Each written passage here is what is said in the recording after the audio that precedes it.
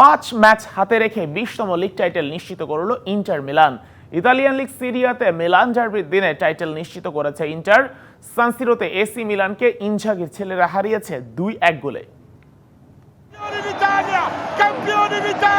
সান সিরোতে শেষ বাঁশি পড়তেই ইন্টারের ফেটে পড়া উল্লাস।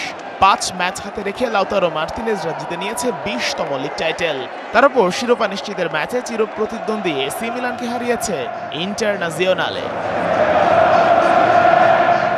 ইন্টারের অ্যাওয়ে ম্যাচ হলেও দুই মিলানের হোম ভেন্যু যে একটাই, তাই নিজেদের মাঠে নিজেদের মতো করে জয় উদযাপন করতে পেরেছে লাউতারো বারেল্লা বাস্তুয়ানিরা।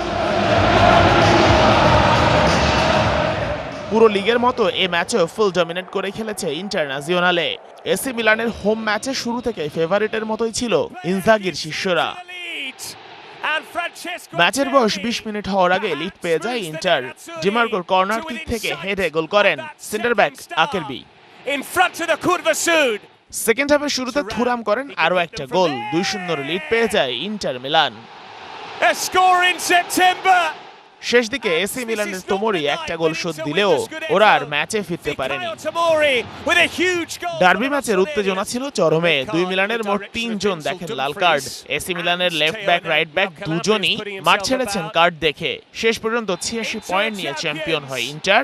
সমান ম্যাচে এসি মিলান পিছিয়ে 17 পয়েন্টে। প্রত্যেক দলের খেলা বাকি আরো 5টা করে। Sheikh Ashiq, DBC news desk.